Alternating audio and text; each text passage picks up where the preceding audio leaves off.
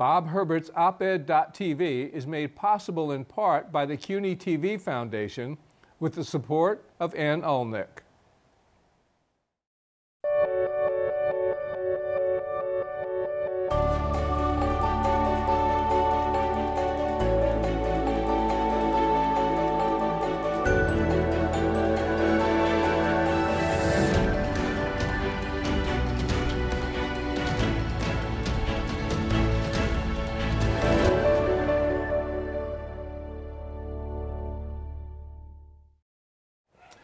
Hi, I'm Bob Herbert. Welcome to op-ed.tv. A police officer in a Dallas suburb has been fired and charged with murder in yet another case of a black youngster being killed in an apparently unwarranted police shooting. The victim in this case was a 15-year-old boy who was in a car being driven by his older brother. The boy was not armed, had apparently not done anything wrong, and, according to authorities, the cop who shot him lied about the circumstances of the shooting. Why do these killings continue to happen? What can be done to stop them? And who should be doing it? I'll ask these questions of my guest, Jonathan Abady, a veteran civil rights lawyer who represented the family of 12-year-old Tamir Rice, who was shot to death by a police officer in Cleveland 2.5 years ago. Jonathan, welcome. Thanks for coming in. I appreciate it. So you represented the family of Tamir Rice, horrible, tragic case. Bring us up to date on that. What's been going on? How's the family doing? Well, this is a wound and a loss which is with this family forever, and so there's no ultimate justice. There's no ultimate solution to this. Tamir's mother and family, siblings, are still suffering profoundly, as I'm sure anybody can imagine. The case settled on the civil rights side in the civil action, but there's still an open pending investigation with the Department of Justice.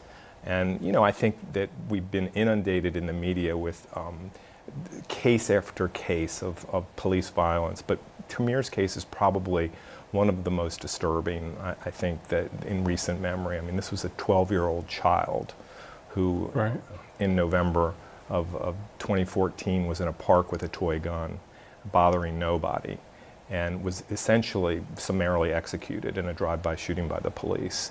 And then it was covered up, really, by the district attorney's office and local law enforcement to a significant degree. And because of that, we asked the Department of Justice to come in and examine this case. And that investigation is still ongoing. We've been in communication with the Department of Justice, but with the change in administration, it's hard to say where that's going to land. So what's the status of the officer who shot him? Has anything happened to him at all? We have been waiting for some word of disciplinary action, and as of yet, the administrative proceedings are still ongoing, and we have there's been no action taken against the officer who shot him. And this is an officer who never should have been hired to begin with. Timothy Lohman is his name. He was hired by the Cleveland Police Department, which has a long history of problematic violence. The Department of Justice for over a decade has been monitoring the Cleveland police force. This particular officer, at the time that he was hired, had been fired by a neighboring municipality for breaking down on the firing range during an exercise and for lying to his superior officers. And nevertheless, he was hired by the Cleveland Police Department. So this officer should never have been on the police force in the first place. Should have never been hired. We've recently had the case of a 15-year-old in a suburb of Dallas. Apparently there was a disturbance at a party. This youngster was in a car driven by his older brother. And the first account given by the officers on the scene was that the car was backing up aggressively towards the officers, and that's the reason this particular officer fired, striking the youngster in the car and killing him.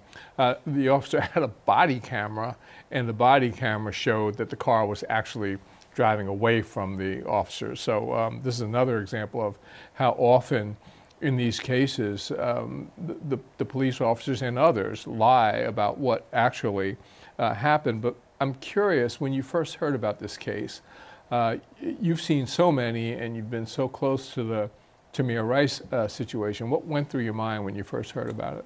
Well, there was a certain sense of deja vu. The cases were so similar. These are two children. Jordan Edwards was a star athlete and a straight-A student, entirely innocent young boy who was in the wrong place at the wrong time, had done nothing wrong, and in that way resembled very much Tamir. And so I had a feeling of replication, of extreme anger and annoyance, but not really surprise, because we've been now treated to what seems like an unrelenting flow. Every other week, every other month, there's another police shooting, another example of law enforcement, predominantly in communities of color, acting illegally and unjustifiably. It's completely out of control. I've been covering these cases since the 1970s when I was a young reporter at the Daily News. And I remember there was the Randolph Evans case. This was a 15-year-old youngster in New York City who was just shot to death for no apparent reason. Another youngster, Clifford Glover, who's only 10 years old, similar situation. To this day, I have no idea why the police officer shot and killed Clifford Glover. But these cases go on year after year, decade after decade. Why is that? Why do they continue? Well, look, I mean, I think you're correct to point out that this is not new. And many people ask in the 21st century, have things gotten better? And it's very hard to make the argument, given the repetition of these cases, that it has gotten better. And you can date this back to slavery. Right. That violence against people of color and against blacks in America have existed since slavery. It was prevalent and predominant in the civil rights movement before and after, and it's continuing right up until today. I don't think it's gotten better. I think in some ways it's gotten worse. And the way in which it's gotten worse is we now have, with the advent of videography and video footage, so much of this is being captured on videotape, and it's still persisting. I mean, think back to Rodney King. Yep. All of America watched Rodney King get beaten to death by not to death. Almost to death. Almost to right. death. Not by one, not by two, but by a group of law enforcement officers. We just watched Eric Garner get choked to death in New York. Tamir Rice's shooting and summary execution was captured on video. And so I think it's a horrible reality that this kind of police violence is embedded at this point in our culture. And it's become ritualized. And part of the ritual is every time there is a new police shooting or a new act of violence against a member of our community, there are the sort of predictable, inevitable calls for improved training, for increased use of body cameras, for reform in the bail system, reform in sentencing. And these things are all important, but they're all Band-Aids.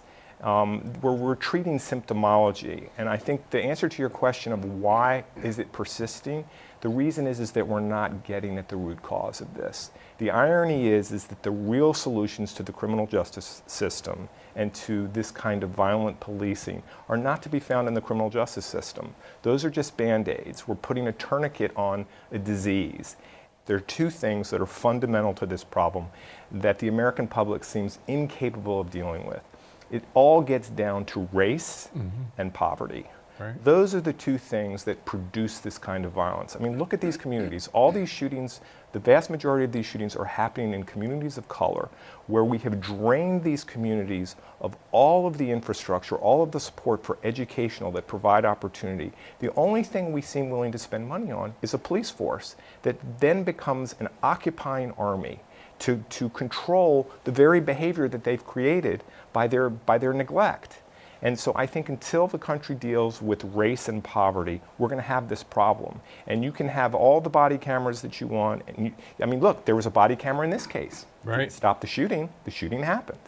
And as you pointed out, the Rodney King case was taped. There was a video of that. The entire country thought the police officers were going to be convicted in that case, and that set off the riots. But go ahead, continue with this whole idea of America being unwilling to deal with the race issue. Well, look, I think that we have to have a complete reorientation of how we understand this problem. The first thing I would say is we have to deal with the underlying sources of this issue, which are race and poverty. Right. I mean, there is a collective unwillingness. Why do people, these are two taboo subjects that don't want to be discussed. Nobody wants to think that we still have a problem of race in this country. This whole idea of a post-racial society is an expression of our collective need to basically deny something that's in our midst. The same thing with poverty. Poverty has disappeared as a topic of debate in presidential campaigns, in our electoral system, because people don't want to think that this is still a country with abject poverty. Candidates speak only about the middle class. They don't speak only about speak the about the poor. middle class. I mean, only to his credit, Mayor de Blasio and Bernie Sanders Right. have pointed out that the level of income inequality is as bad as it's been since the Great Depression. And that extreme inequality in wealth produces a lot of this violence. And until we grapple with that, we're going to have a problem. Well, we keep pretending that we are dealing with the race issue.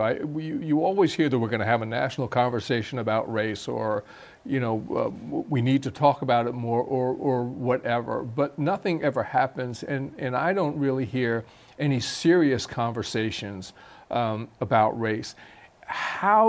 Do you have any idea of how to begin to kickstart a serious effort to grapple with the race issue in this country? Well, I don't think that there's one solution to this, but I think the first thing is that people have to confront the reality in an honest way. Journalists, public officials, professors, students, people have to be talking about this issue and not pretending like it's not there. And out of a discussion, out of an awareness and an acknowledgement that there is still a very horrible problem here, I think we will begin to start seeing some real grappling with the issue. I mean, look at the phenomenon of mass incarceration, for Right. example, and how that is so interwoven and connected to race. Between 1980 and 2000, this country built more prisons than it had built in all of its previous history, in all of the past 20 years. The population that was incarcerated went from 329,000 to over 2.3 million. We were incarcerating people, and we do incarcerate at a rate unlike any other advanced industrialized country. Right. And who are we incarcerating? We're incarcerating predominantly people of color and the poor. And so the society is creating this imagery of the typical criminal, the super predator. Right. And that imagery deflects attention away from the real sources that threaten us. I mean, think about the distortion. There's actually a great book that I would recommend to anyone who really wants to understand the criminal justice system in class. It's called The Rich Get Richer and the Poor Get Prison by Jeffrey Ryman. And it talks about the criminal justice system as like a carnival mirror. And the carnival mirror both reflects reality, okay, but it also distorts it. The greatest threat to us is not coming from below. The greatest threat to us comes from above. It's not to say that crime isn't happening at the street level, but it's not the greatest threat. Look at the financial services industry. Mm-hmm. Look at the S&L crisis in Right. the 1980s that caused $500 billion in damages. Look at the financial meltdown in 2008 that was precipitated by the subprime mortgage scandal. $700 billion it cost this country, over trillions of dollars that were committed by the Federal Reserve. Not one of those people were prosecuted. Not one top-level executive responsible for those decisions that wreaked untold havoc against all Americans was prosecuted. And so I think we have to rethink what really constitutes crime. We label certain things by the underclass as crime, but the conduct which is most harmful and damaging to us is not labeled as crime. Look at the transfer of wealth that's underway right now in the efforts to transpose the healthcare system in this country and get rid of Obamacare. Tremendous tax giveaway to the wealthiest citizens in our country, while taking away health care and just eviscerating Medicaid, for example, which is the healthcare system for poor people. It's not just the police officers, of course. Very seldom are the officers involved in these shootings held to account. I mean, it's the prosecutors, it's the judges, very often it's the juries who are drawn from the general population. Why is that? Why, especially when you have video evidence and a clear atrocity has occurred? What is it about the society that is reluctant or refuses to hold these officers to account? Well, I think that you're right to point out that there are many participants and many actors in the conspiracy against justice in these kinds of circumstances. And I think it's different depending on who you're talking about. I mean, the problem with law enforcement and district attorneys' offices and prosecutors who are called upon to prosecute these crimes is they're prosecuting their own. Prosecutors, we have a long history in this country where prosecutors are really unable to exercise independent judgment and control over a case involving police violence because they work with the police every day. So there's an embedded, enmeshed culture that partly comes into play to explain some of this. But I think a lot of these practices and issues, like the issue of race, is institutionalized, and it's ingrained in our consciousness, it's ingrained in our culture. I mean, people, in the Tamir Rice case, for example, none of those officers were prosecuted. The officers were permitted and allowed to suggest that the shooting was justified, that it was reasonable, right. and it was completely fictitious and totally unsupported, but there was a racial element to that. I mean, think about this. This was a 12-year-old child who was playing in the park with a toy gun, and the only description they had was male black. Right. And fortunately, or horrifically, this was all caught on videotape. And we had a biomechanical engineer frame by frame analyze the shooting of Tamir Rice. It happened in less than 1 second. In less than 1 second, the police car pulled up. The police car pulls up, the cop gets out and shoots a 12-year-old child at point blank range. That kind of behavior, I think to imagine that happening in a white suburb, right, on Park Avenue, it's not imaginable. Exactly. It's not imaginable because it doesn't happen. And so part of the explanation here, as difficult it is for some people to accept, is it's race. All of these shootings and all of these beatings are occurring in communities of color. So again, it circles back to the race issue, I think. The Obama administration tried to some extent to deal with some of the problems within big city police forces. There were a number of consent decrees that were negotiated. The Trump administration is pulling back on that, probably is going to get rid of these consent decrees and certainly are not going to negotiate any new ones. Explain what consent decrees are and give me your view on them. Are they helpful or not? Well, I think that it's an indispensable tool. It's one tool in the arsenal of trying to combat all of the practices that we're describing, and it's very scary to see what's occurring now. What I would say to you is that our institutions, like the Department of Justice, our agencies, are agencies that are run by people. And the people that populate those agencies and that run and control them make a huge difference. There's a big difference between a Department of Justice run by Eric Holder and Loretta Lynch and one run by Jeff Sessions. These consent decrees, there are dozens of them throughout the country that are designed to correct these historic patterns of misconduct in police departments, and Sessions has basically said that he wants to undo them all. They're all subject to reevaluation now. So this is signaling a time in America that is incredibly scary because the few protections that we have are now being dismantled actively. There is a great deal of protest that's going on across the country now to these sort of police violations, police misconduct, and also other aspects of the criminal justice system. What should we think about that? We've got the Black Lives Matter movement, but there's also a number of others. How do you feel about them?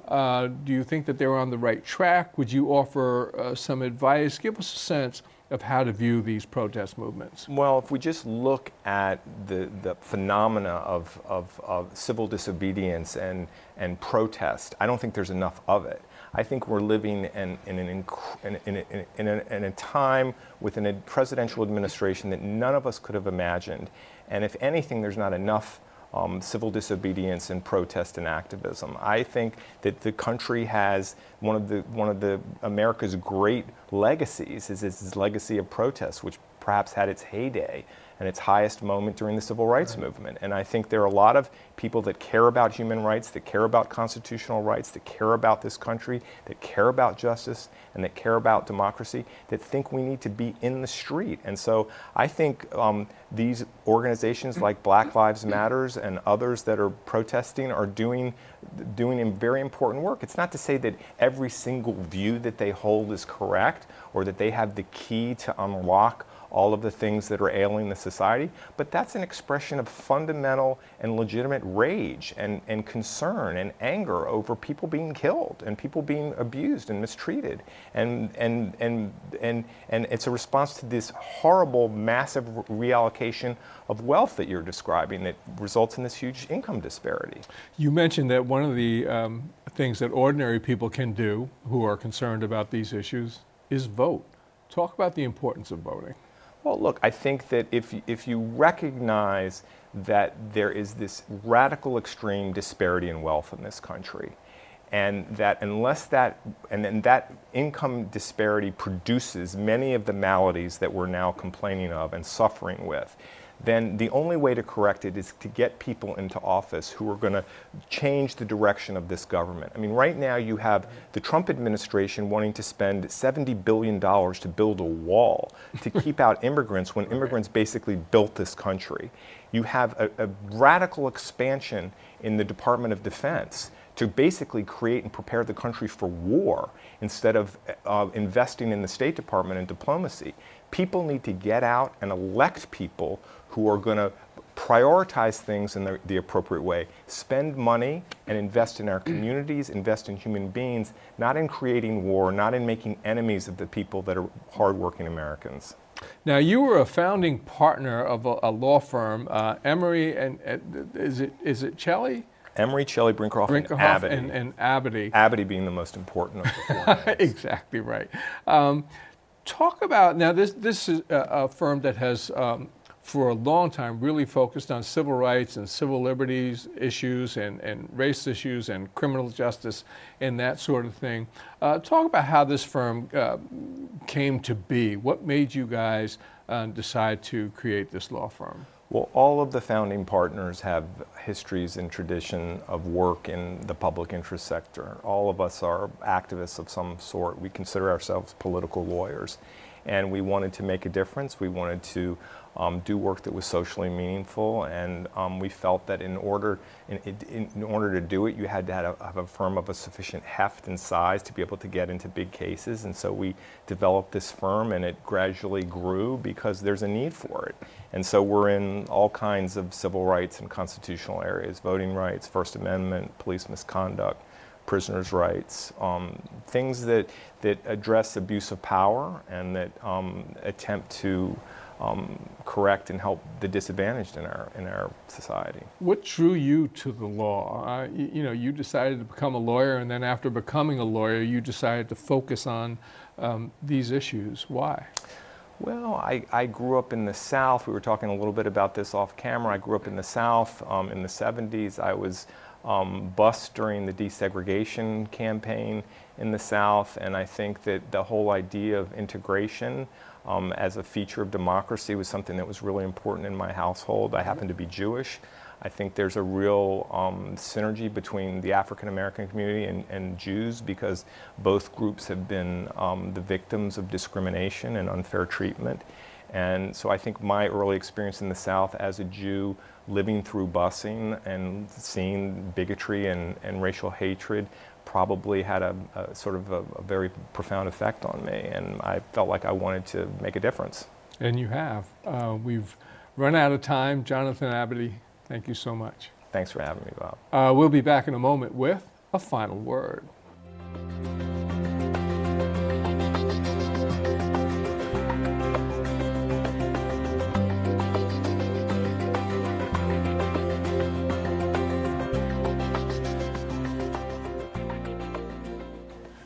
I remember one time my wife and I were on vacation, and a couple with a son about 10 or 11 years old was sitting at a table near us. Both the mother and the father were focused almost constantly on their cell phones. They didn't talk or interact in any way with the child, who seemed both bewildered and sad. The amount of time that many of us spend on our phones is truly astonishing. An item in Harper's Magazine said the average American checks his or her cell phone 46 times a day. Nearly half of those average Americans say they could not live without their phones. All right, there is something wrong here. Too many of us have allowed ourselves to be dominated by a technological marvel that ought to be viewed simply as a tool, something we control, not something that controls us. I see people on the highways swerving out of their lanes because they're texting or swiping or otherwise engaged with their phones when they should be paying attention to the traffic all around them. Pedestrian deaths have surged, and researchers think the primary culprit is cell phone distraction. People are strolling out into oncoming traffic, cars, trucks, and buses, while completely absorbed in the trivia to be found on those tiny screens. We need to step back from the wonder of those phones and become reacquainted with the wonderfulness of ourselves and our friends and families. Put the phones down for just a little bit. Turn them off. Do something creative that doesn't involve technology and let your imagination run wild. Spend more time engaged with those you love most and with friends, neighbors, and even strangers who may have something interesting or funny or even profound to say. Have a picnic, make love, have a drink on a quiet veranda. Just put your phone away, at least for a little while. Try it. You might like it. That's all for now. See you next time.